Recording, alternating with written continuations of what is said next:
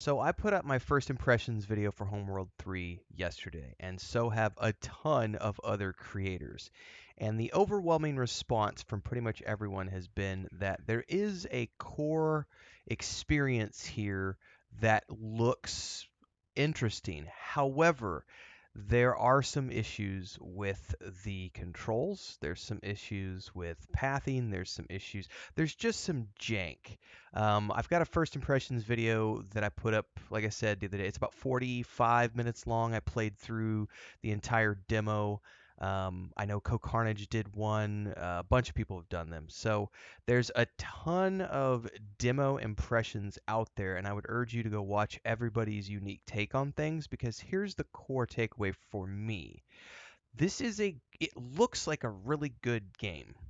However, the overall it wasn't the jank that bothered me. It was the controls. And I know a lot of people have mentioned the controls and the cameras, the camera angles, and a lot of these things. They need some work because just there was an information overload, and I had people on my video saying that, oh, I've played both the Homeworld games. I'm a Homeworld veteran, and I still found the controls for this one to be like overwhelming. And then just certain things like the camera panning is extremely slow, and there's no way to like speed it up to make it more snappy. I, for one, am lamenting the fact that there's not controller support. I don't know that there ever will be until they get this ready for consoles. But for the moment, that's usually a big turnoff for me personally, and this is a personal thing. If a game doesn't have controller support, like out of the box, I'm generally not interested in it, and I will wait for the console version to come. And that's just because I do prefer playing with a controller these days for just about everything. I talk about this in a lot of my other videos, so long-term viewers know this, but I've got tendonitis. I don't want to sit here with mouse and keyboard all day long. I do enough of that with video editing and everything else. So, and all my script work and my writing schedule and emails, everything else, I just need to be able to play, with a controller as often as possible. Um, but getting past all of that, the music was cool. The voiceovers were well done. I didn't see enough of a narrative experience to know what's going on here. But them pushing this back to May gives them what an additional. We're in February now, so February, March, April. This gives them 4 months, maybe five, if they go to the end of May. So 4 months plus to add additional polish to things, and I think that that is something they need to take. The game, I mean the tutorial and the demo and everything else. I would urge you to go play it. It's available until the 12th. So I'm recording this on the 7th. It's going to come out on the morning of the 8th. So you've still got several days left if you want to go play the demo. And I would urge you to do so because I found it to be very fun. Despite the fact that there is some jank and a little bit of a wonkiness here and there, it's still a core fun experience. And I think you should go try it out if you like these types of games. I had never played the first two games, so I had no frame of reference. When I was finishing at Baldur's Gate 3, a couple of people asked me about this, and then when I finished Starfield, I had more people ask me if I was going to play this.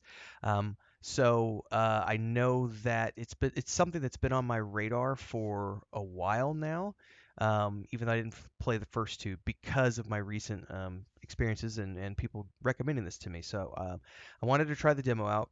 Um, I would I wouldn't mind going back and doing it again. I've already played the demo once. I wouldn't mind going back and going through the tutorial one more time just to get up to speed on some of the things. But if, given the fact that they're going to be taking this back and doing a lot more polish to it over the next few months and giving it more time to breathe, it's not a bad thing.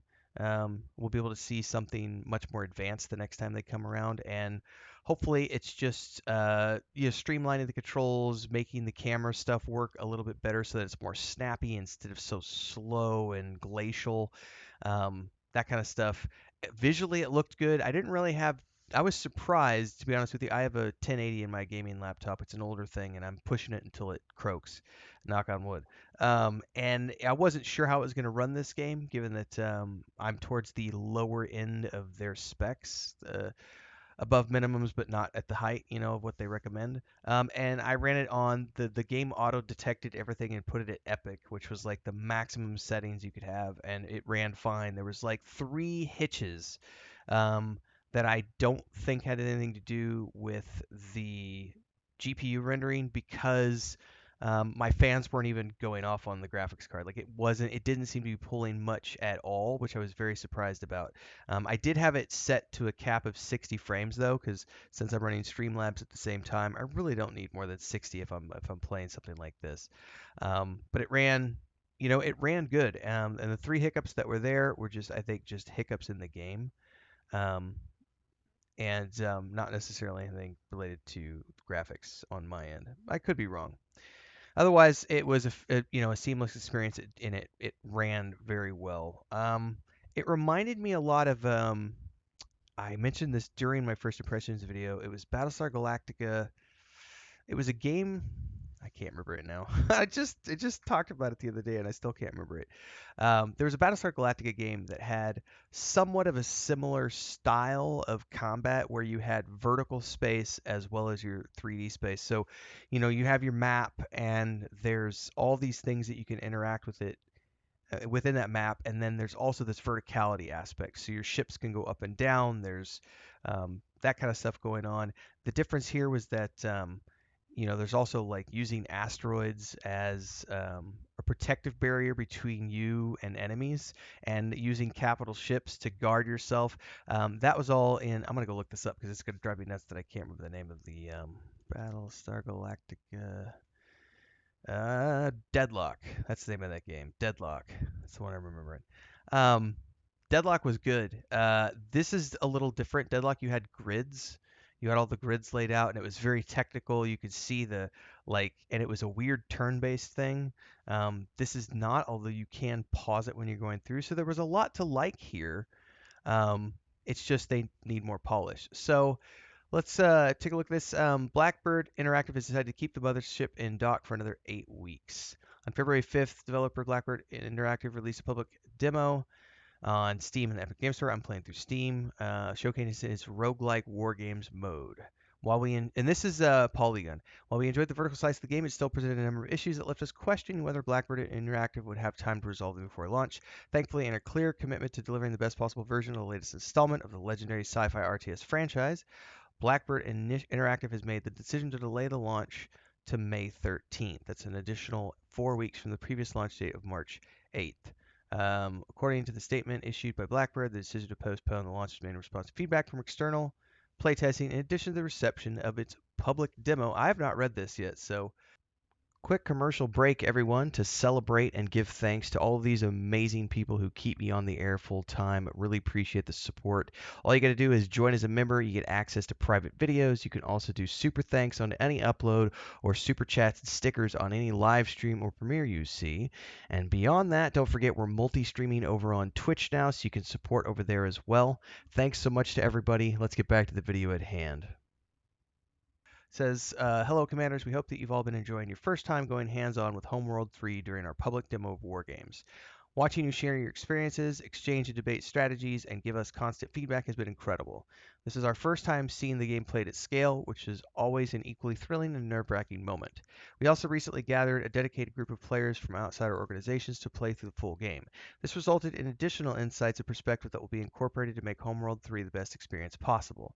After careful analysis of the feedback, we made the decision to delay the global launch until May 13th, with advanced access set for May 10th, to ensure that we're making the final tweaks needed to deliver at the level of quality that we strive for and you deserve. To say that you as a community of players have been waiting patiently for this next installment would be an understatement, and we are deeply appreciative of that.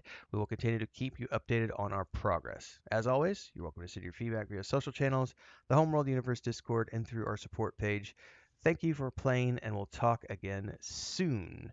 Now, see, I'm not in the camp of people who are frustrated by this because I haven't been waiting for this game.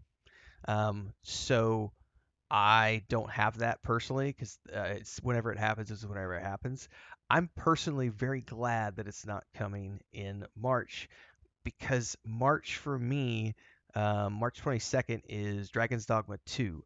And I was already stressing like this you'll hear me in the first impression video, I was kind of stressing about, if I do decide to dive into this, I'm only going to have like 2 weeks from the launch date until the launch of Dragon's Dogma 2. And I was like, I don't think 2 weeks is enough to get what I want out of this game. Those of you who know my channel know that I like to dive into things for 6 to 8 weeks. Like I don't do it's very rare for me to do like the game to game to game to game to game that you'll see from a lot of other content creators. I do first impressions videos, but you'll notice that there's a trend here where I kind of stick to like one main game and like two side games, one of which is usually an MMORPG, and I just kind of cycle between those three things.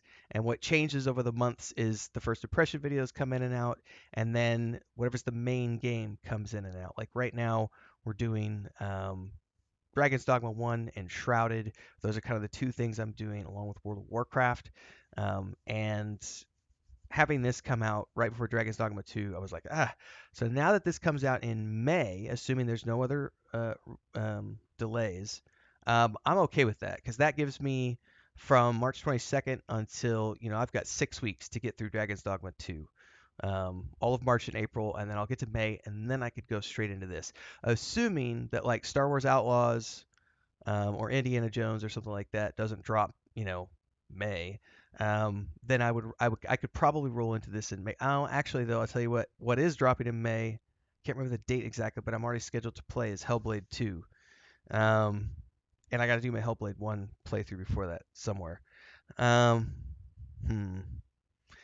I would like to get to this. So like I said, for me, I'm not bothered that it's going to be delayed because it gives us more time to be polished, and this gives me a chance to actually try to slot this in somewhere without being pressured to do so. So I'm okay with the delay, and I would rather they just take whatever time they need to get the jank worked out, get that jank off there, man. Just wash it off. Um, but the core experience was very fun. Try the demo. It's out for a few more days. Like, subscribe, hit the bell icon so you never miss an update. Check out all the links below for all the things. Don't forget we're live every day on Twitch and YouTube. And of course, there's a Discord channel. There's also my latest fantasy book if you want to get a copy. Links are down there. I'll see you guys next time. Stay safe. Happy gaming.